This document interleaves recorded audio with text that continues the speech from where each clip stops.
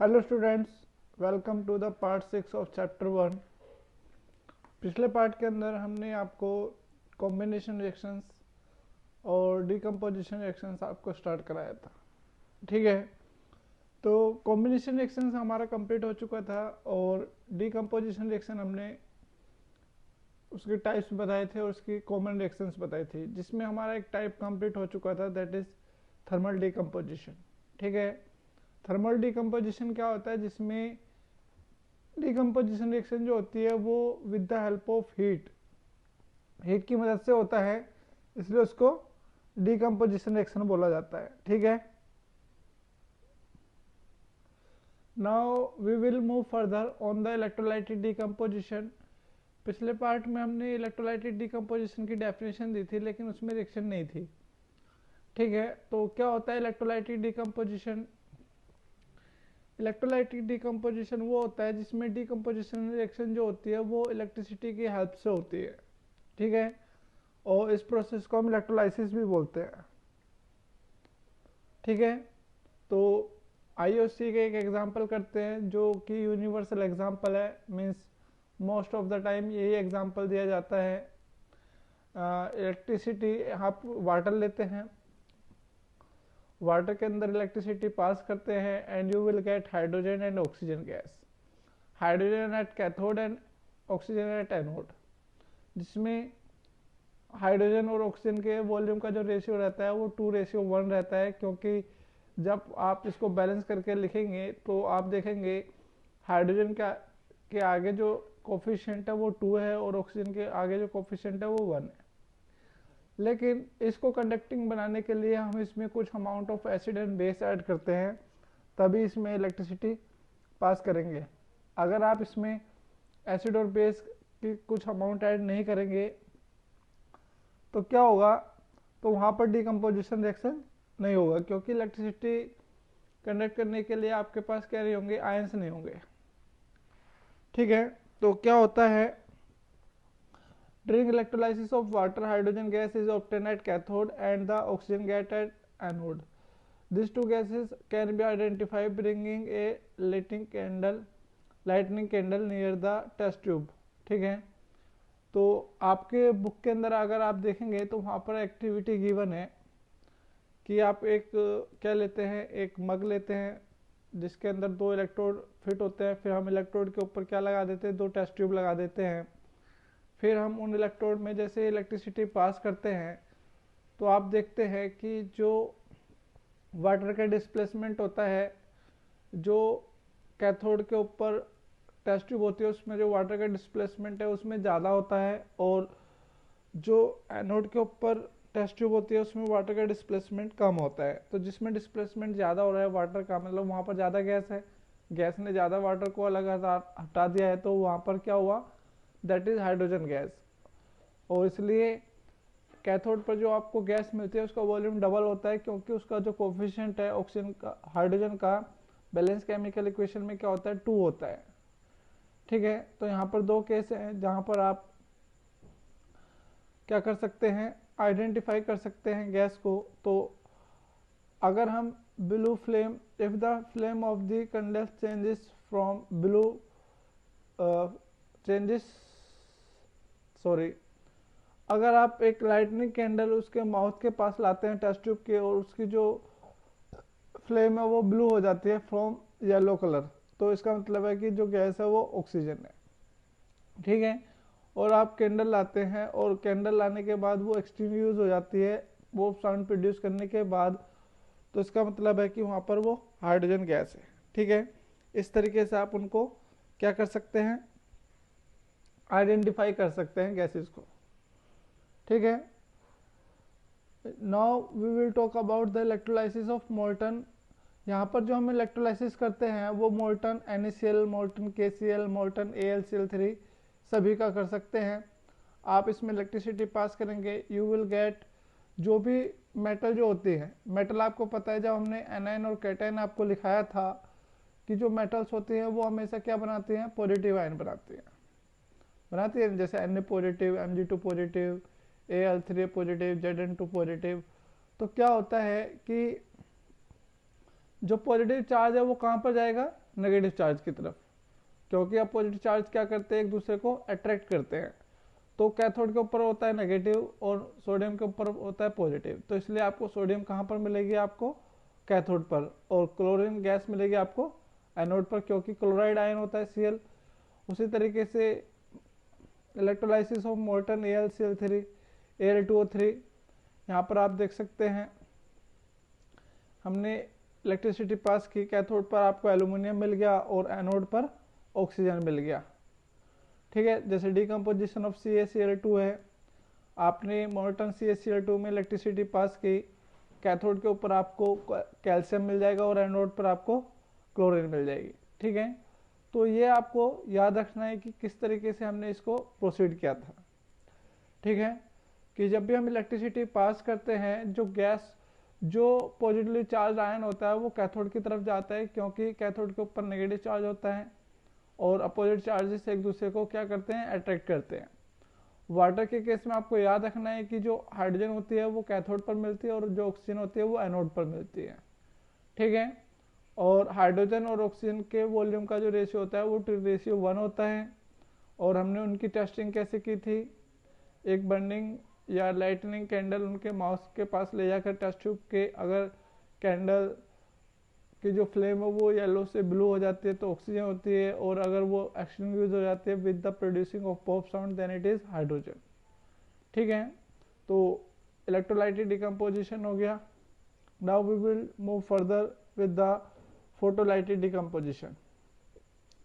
तो क्या होता है फोटोलाइटिक डिकम्पोजिशन, फोटोलाइटिक डिकम्पोजिशन में क्या होता है कि फोटो का मतलब हो गया लाइट, तो जहाँ पर कोई भी डिकम्पोजिशन रिएक्शन होती है वो सनलाइट के प्रेजेंस में होती है, that is called photolytic decomposition. The decomposition reaction which take place with the help of sunlight is called photolytic decomposition. यहाँ पर आपको एक एक्टिविटी गिवन होती है कि आप क्या करते हैं, एक सिल्वर क्लोराइड का सब्सटेंस लेते हैं और उसको सनलाइट में रख देते हैं। आप कुछ समय बाद देखते हैं कि जो सिल्वर क्लोराइड होता है उसका कलर चेंज हो जाता है, वाइट से वो ग्रेइश कलर हो जाता है, ग्रेइश ब्लैक कलर हो जाता है। It is due to the decomposition of silver chloride. तो AgBr जो होता है वो फोटोग्राफिक मटेरियल होता है। ये आपको याद रखना है कि एक फोटोग्राफिक मटेरियल X है, they are talking about silver bromide. अगर आपको आता है कि एक X कंपाउंड है, कंपाउंड X है, that is used in photography, black and white photography, तो इसका मतलब है वो किसकी बात कर रहे हैं, सिल्वर ब्रोमाइड की बात कर रहे हैं। तो 2AgBr solid, sunlight, 2AgS grey colour plus Br2 gas, और इसी तरीके से 2AgCl sunlight, 2Ag grey plus Cl2, 2AgIS sunlight, it will give 2Ag plus I2। तो आप देख सकते हैं silver bromide, silver chloride and silver iodide, all of this are dissociated with the help of sunlight. तो इनका जो decomposition होता है उसको हम बोलते हैं फोटोलाइटिक डिकम्पोजिशन या फोटोलाइसिस। ठीक है, फोटोलाइसिस वर्ड भी आ सकता है या फोटोलाइटिक डिकम्पोजिशन भी आ सकता है। तो जिसमें डिकम्पोजिशन जो होता है वो सनलाइट की मदद से होता है उसको बोलते हैं हम फोटोलाइटिक डिकम्पोजिशन रिएक्शन। तो यहाँ पर जो फोटोग्राफिक मटेरियल है वो क्या है, सिल्वर ब्रोमाइड। ठीक है, सिल्वर ब्रोमाइड क्या है, फोटोग्राफिक मटेरियल है जो ब्लैक एंड व्हाइट फोटोग्राफी में यूज किया जाता है। ठीक है, now we will talk about the decomposition of hydrogen peroxide. Hydrogen peroxide का फॉर्मूला होता है H2O2। तो हाइड्रोजन पेरोक्साइड को अगर हम क्या कर देते हैं, सनलाइट में रख देते हैं ओपन में, then it will convert into water and oxygen. इसीलिए जितने भी सनलाइट सेंसिटिव सब्सटेंस होते हैं वो कलर्ड बोतल में स्टोर करके रखे जाते हैं, जैसे सिल्वर क्लोराइड हो गया, सिल्वर ब्रोमाइड हो गया, सिल्वर आयोडाइड हो गया, और आपका क्या होता है ये हाइड्रोजन पेरोक्साइड हो गया। All of these are stored in coloured बोतल, क्योंकि कलर्ड बोतल में क्या होता है, सनलाइट पास नहीं होती है, वो रिफ्लेक्ट हो जाती है। ठीक है, एब्जॉर्ब होके वापस क्या हो जाती है, इमिट हो जाती है। लेकिन अगर आप उसको कलरलेस बोतल या ट्रांसपेरेंट बोतल में स्टोर करके रखते हैं तो लाइट उसके अंदर से रिफ्रैक्टिव हो जाएगी और क्या हो सकता है, वहाँ पर डिकम्पोजिशन हो सकता है। इसलिए जितने भी आपके सनलाइट सेंसिटिव सब्सटेंस होते हैं उनको हम कलर्ड बोतल में स्टोर करके रखते हैं। जैसे आपका क्वेश्चन आ सकता है कि silver chloride is stored in coloured बोतल वाई, या silver iodide is coloured in stored in coloured बोतल वाई, या hydrogen peroxide is always stored in colour बोतल। तो इसका मतलब यही है कि उनको डिकम्पोजिशन से रोका जा रहा है, ठीक है, इसीलिए। ठीक है, now we will talk about the displacement reaction. तो डिस्प्लेसमेंट रिएक्शन क्या होती है? डिस्प्लेसमेंट रिएक्शन में क्या होता है कि जिसमें एक हाईली रिएक्टिव एलिमेंट जो होता है वो लो रिएक्टिव एलिमेंट को डिस्प्लेस कर देता है from its salt solution. This type of reaction is called displacement reaction और सिंगल डिस्प्लेसमेंट रिएक्शन। क्या होता है, जैसे आपके पास एक मेटल है और एक दूसरी मेटल का सॉल्यूशन है, ठीक है, आपने जो दूसरी मेटल के सॉल्यूशन में उस मेटल को ऐड कर दिया, तो वो अगर वो मेटल ज़्यादा रिएक्टिव है किस मेटल से, जिस मेटल का सॉल्ट सॉल्यूशन बना रखा है आपने, तो वो उस मेटल को डिस्प्लेस कर देगी। ठीक है, किस तरीके से आप देख सकते हैं, जैसे आपके पास यहाँ पर एक एक्टिविटी आएगी कि आपने कॉपर सल्फेट सॉल्यूशन लिया। कॉपर सल्फेट सॉल्यूशन का जो कलर होता है वो क्या होता है, ब्लू होता है। तो जैसे आप उसके अंदर एक आयरन नेल डालते हैं तो क्या हो जाता है, सॉल्यूशन का जो कलर है वो धीरे धीरे कलरलेस होने लगता है और gradually it will become pale green, मतलब ये हल्के ग्रीन की तरफ चेंज होने लग जाता है। ऐसा क्यों होता है, क्योंकि आयरन की जो रिएक्टिविटी है वो कॉपर से ज़्यादा है, इसलिए आयरन कॉपर को डिस्प्लेस कर देगा कॉपर सल्फेट सॉल्यूशन से और फेरस सल्फेट बना लेता है, और आपको ब्राउन कलर की जो कॉपर मेटल होती है वो अलग मिल जाती है। तो आयरन नेल के ऊपर कोटिंग या क्या डिपॉजिट हो जाता है, कॉपर डिपॉजिट हो जाता है और फेरस सल्फेट का सॉल्यूशन बन जाता है। तो आपको ये याद रखना है कि जो हाईली रिएक्टिव एलिमेंट होते हैं वो लो रिएक्टिव एलिमेंट को डिस्प्लेस कर देते हैं उनके सॉल्ट सॉल्यूशन से।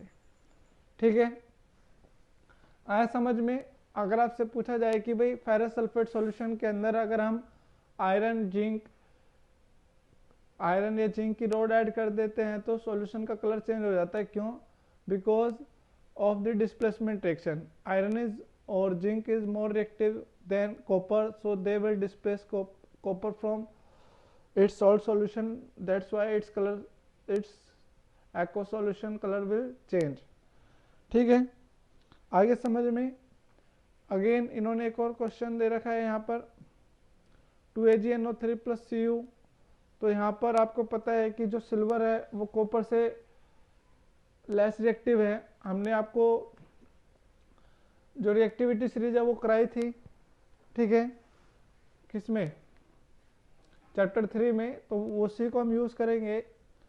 तो यहाँ पर क्या होता है CuNO3 + 2AgS, तो कॉपर नाइट्रेट और सिल्वर आपको मिलता है। उसी तरीके से कॉपर सल्फेट सॉल्यूशन में जिंक मेटल ऐड करेंगे तो ZnSO4 + Cu मिलेगा।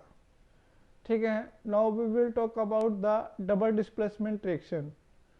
डबल डिस्प्लेसमेंट रिएक्शन क्या होता है, यहाँ पर आप दो सॉल्ट सॉल्यूशन को मिक्स करते हैं और वहाँ पर जो आयंस होते हैं, सॉल्ट के अंदर जो आयन होते हैं कैटायन और एनायन, उनका एक्सचेंज हो जाता है और वहाँ पर नए सब्सटेंस बनते हैं। तो डबल डिस्प्लेसमेंट रिएक्शन क्या होती है, there is exchange of ions between the reactant is called double displacement reaction, या आप कह सकते हैं इसको मेटाथेसिस रिएक्शन भी बोलते हैं।